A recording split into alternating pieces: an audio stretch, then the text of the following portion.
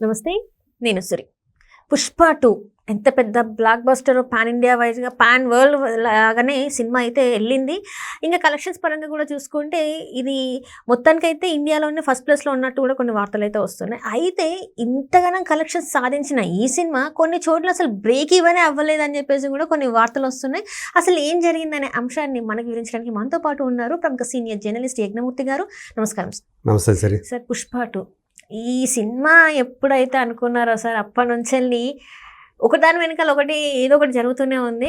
ఆఖరికి ఈ cinema collections పరంగా దుమ్ములు పడేస్తుంది అనే టైంలో ఇప్పుడు ఏంటంటే అసలు కొన్ని చోట్ల అయితే బ్రేక్ ఇవ్వనే అవ్వలేదు అని చెప్పేసి ఒక వార్త అవుతుంది. ఇందులో అసలు వాస్తవం ఉందంటారా సార్? ఎందుకంటే కలెక్షన్స్ పరంగా చూస్తే ఇంత ఎక్కడో ఉంది, బ్రేక్ ఇవ్వని అవ్వలేదు అంటున్నారు సార్. అంటే మన ఇండియాలో అత్యధిక వసూళ్లు సాధించినటువంటి సినిమాగా ఇప్పటికీ అది రికార్డు పుటల్లోకి ఎక్కింది. నెంబర్ 1 ప్లేస్ మన ఇండియాలో వరకే. వరల్డ్ వైడ్గా చూసుకున్నప్పుడు నెంబర్ 2 ప్లేస్లో ఉంది అని చెప్పేసి చెప్తూ ఉన్నారు. ఫస్ట్ ప్లేస్లో దంగల్ ఉంది. సో అది 1950 కోట్ల రూపాయలు అది గ్రాస్ కలెక్ట్ చేసింది అని. బాహుబలి కూడా 1800 కోట్లు దాటిందని చెప్పేసి 1800 కోట్లకు వచ్చింది అని చెప్పి అంటారు.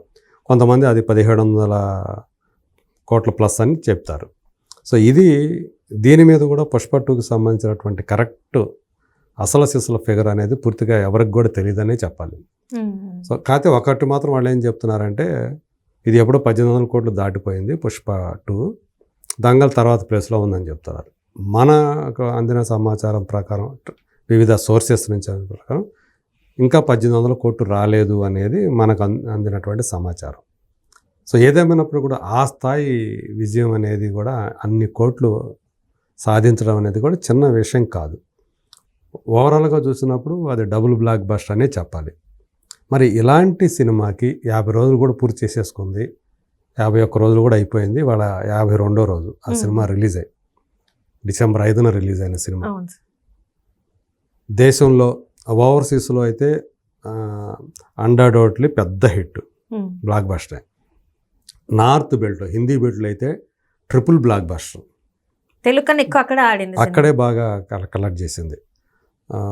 200 కోట్ల రూపాయల ప్రీ బిజినెస్ వాల్యూ అక్కడ.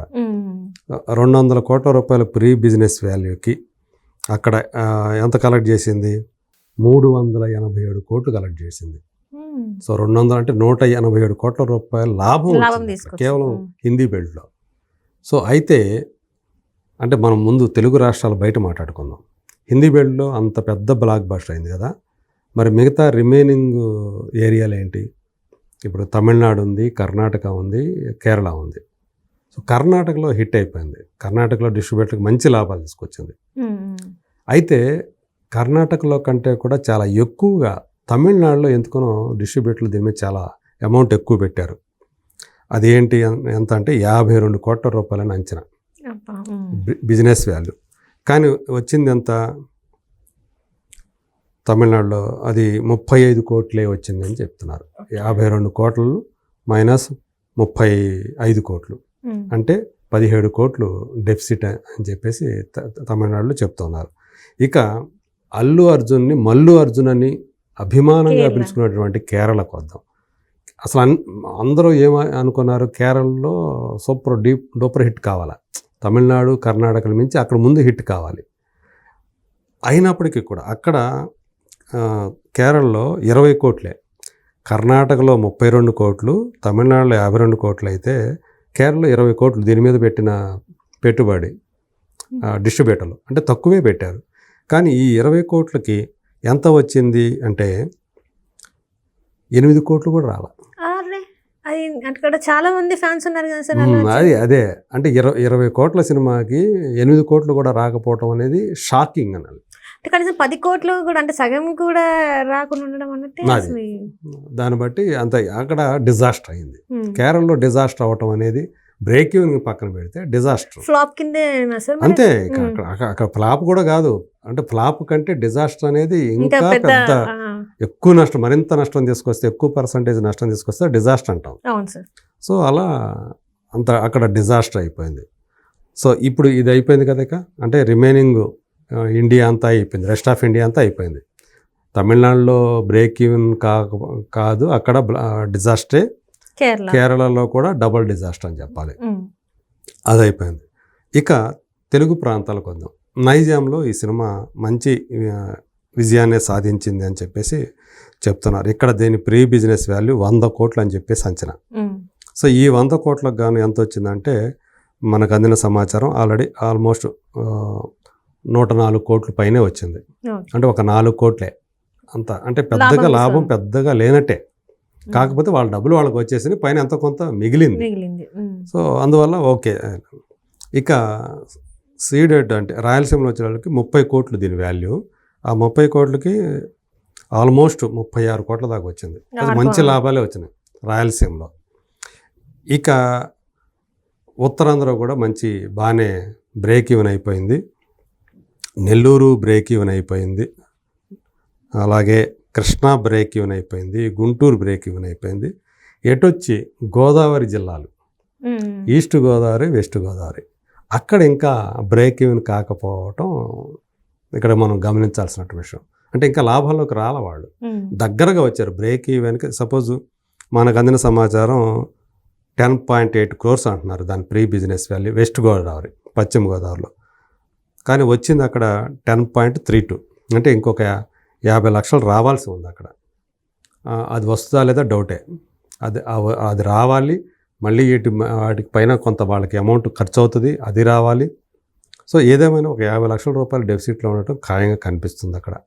అలాగే ఈస్ట్ చూస్తే అది 14.40 కోట్లు, అంటే 14.4 crores ప్రీ బిజినెస్ వాల్యూ అని చెప్పేసి అంచనా వేశారు.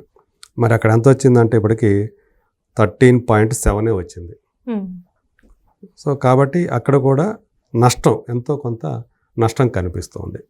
సో ఇంత Hindi belt triple block buster, కర్ణాటకలో పెద్ద హిట్, ఈవెన్ ఓవర్సీస్లో కూడా అంత పెద్ద బ్లాక్ బస్టర్ అయినటువంటి ఈ సినిమా తెలుగునాటకు వచ్చేటప్పటికి చెప్పుకోదగ్గ లాభాలని డిస్ట్రిబ్యూటర్లకి కలిగించలేకపోయింది. నైజాం చూసుకున్నా ఏదో కొద్దిగా బయటపడ్డారు. ఒక సీడెడ్లోనే కొంచెం బెటర్గా వచ్చాయని చెప్పుకోవాలి.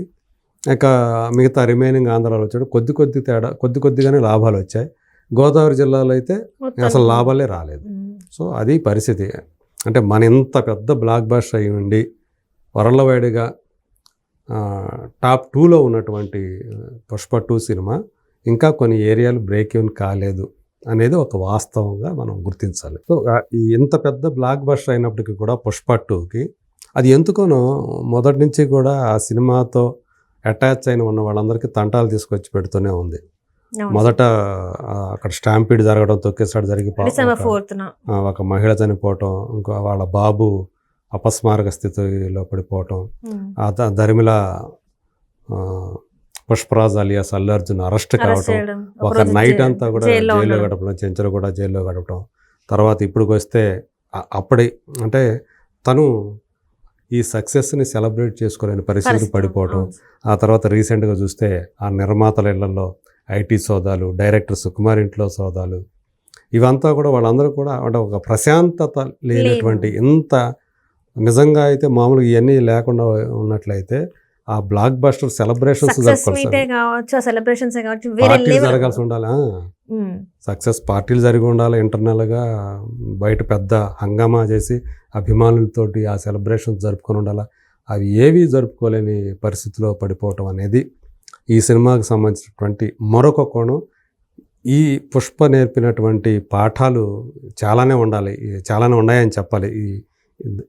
ఈ జరిగినటువంటి పరిణామాలన్నీ చూస్తే ఇవన్నీ కూడా ఈ పాఠాల నుంచి తెలుగు చిత్ర పరిశ్రమ మరి నేర్చుకుంటుందా, ఏమైనా మళ్ళీ ఇలాంటి పునరావృతం కాకుండా చూసుకుంటుందా అనేది మనకి కాలమే చెప్పాలి మనకి.